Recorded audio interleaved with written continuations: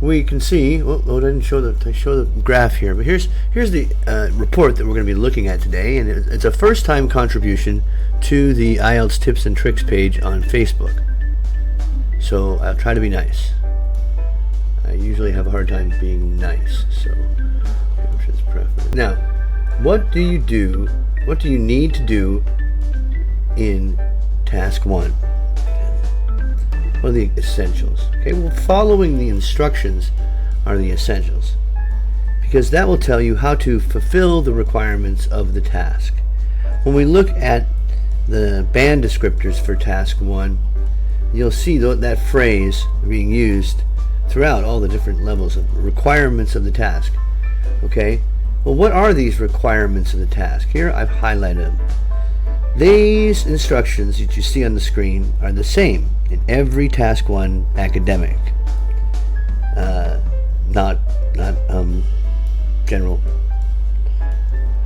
And I want to point to the 4 verbs in this sentence, the action words, because these tell you what you need to do.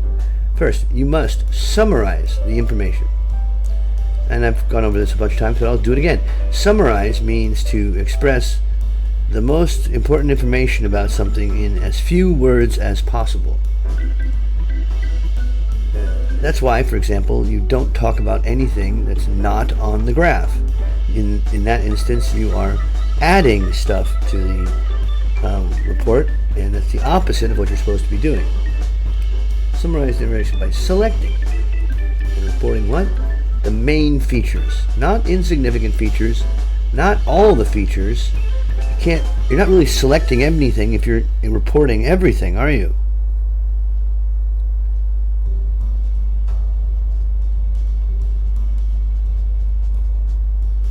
Yeah, selecting and reporting the main features. And reporting is also in color here.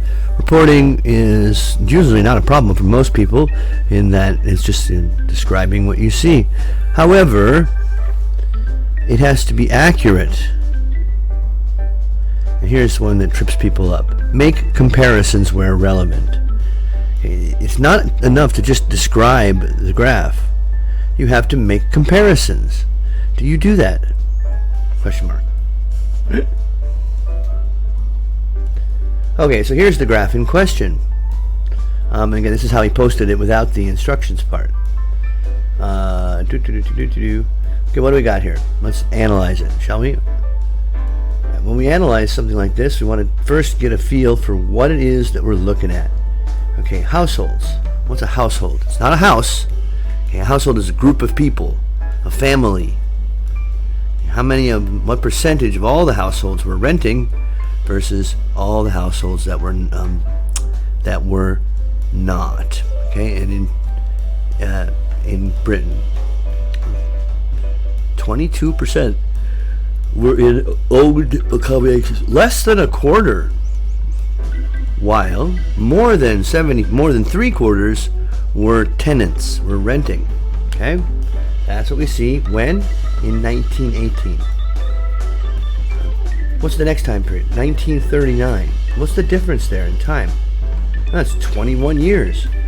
Weird. And then here, what do you got here? You got 14 years between 39 and 53, and then 8 years between 61. Yeah, that's and then 10 years beyond that.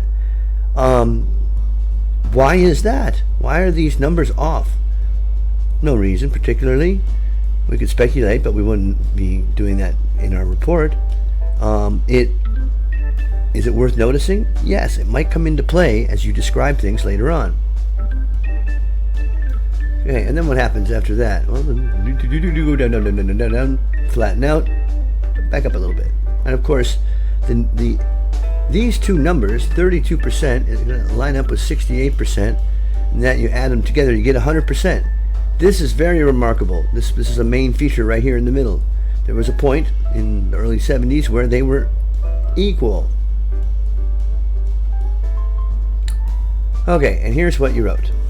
The presented chart illustrates the percentage of owned and rented residents.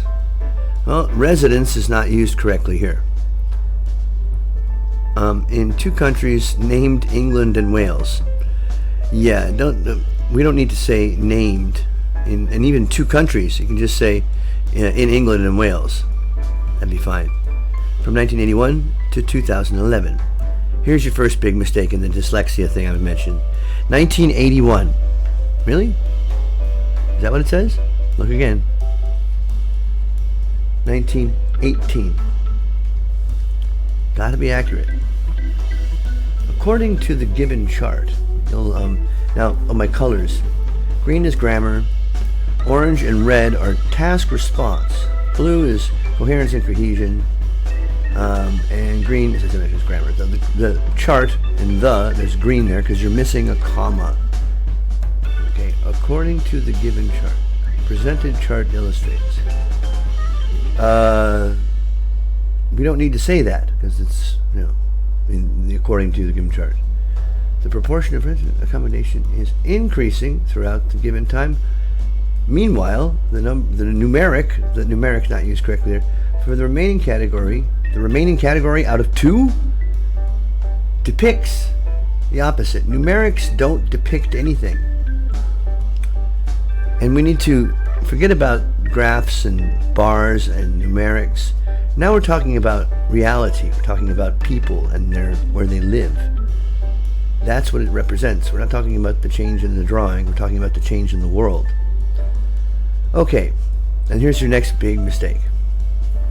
Rented accommodations in this graph is represented in the lighter color, and this is going down. It is decreasing.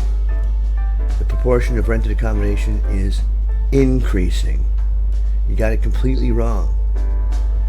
That's going to be like 5.0. I mean, it's not a typo. Fatal misunderstanding of what it shows. Oh wait, did I want to comment more on that? That's pretty much it. Where is your overview?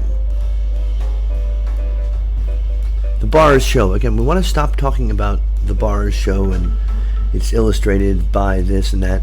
It's only used in the opening paragraph. We don't talk about the bars once we've got past it.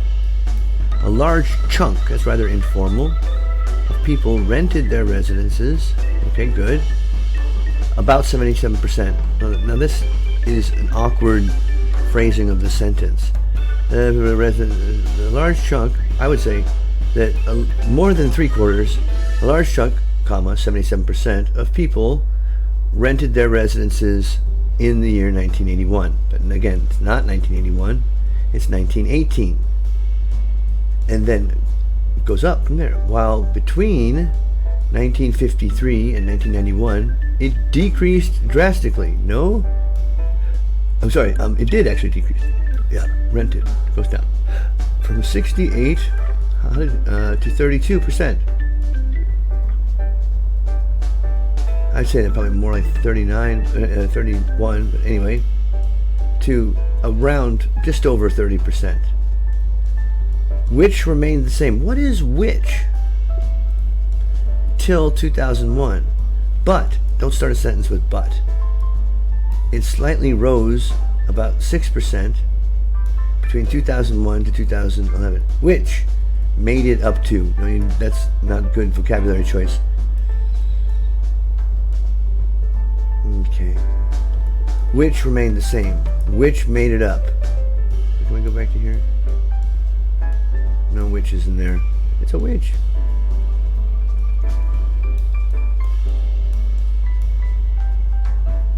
Okay. Next to. Oh, I didn't mark all of it. All right. Well, too bad. Once again, we are looking at the bars, but we're not looking at bars. It can be witnessed. Once again, it's overuse of the passive. This construction should only be used in the overview. If that. It's numeric. Once again, incorrect use of numeric. Increased during period. Yes, that increased too. Both rented and owned increased. Should have caught that. Between period 2001. Oh, except between 2001 and 2011. Well, where it decreased a bit from the previous. This is not summarizing. This is a very long description of some very simple trend. Between 1981 and 1991, again, you meant to say 1918, right? I don't know. The bars showed leveled up from 23% to 68%, which remained almost stagnant. So actually what you're doing here, you're just repeating what you just said in the first half of that paragraph. Okay? Yeah, if we look at...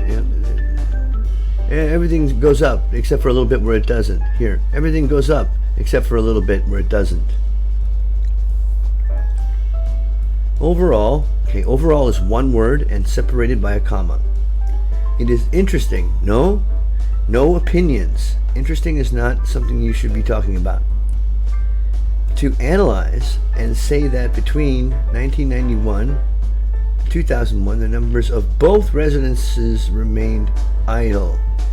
What does that mean, remained idle? However, both categories rise and drop. Are you comparing them now? Both categories experienced rise and drop from start to end. That means nothing. I see. This could be a comparison here. 1991 and 2001. Well, they didn't remain idle. You meant to say they remained the same. Clearly, on the bars for 2001, in 2001, it's closer to 2001 than 1991 is to its 30% bar. So I put it at 31 and 32%. It's not remaining stagnant. Another whole paragraph based upon a flawed observation. What do you got to do to improve this? Well, thoroughly analyze the graph. If you have a problem mixing up numbers, going back and forth, think about, is it logical for 1953 to follow 1981? Not if it's ascending. Forget what you've learned. I can see a lot of these sentences that you're using are canned sentences that another IELTS guru might have said, you must say this. It can be observed. No, God. No, forget that. Remember the 4 verbs and the instructions.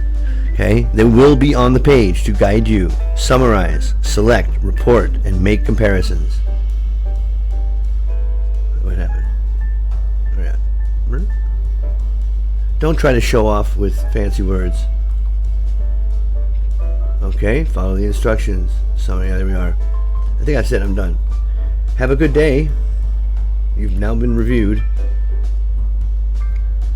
Can you improve by the 10th? Yes. Watch all my videos.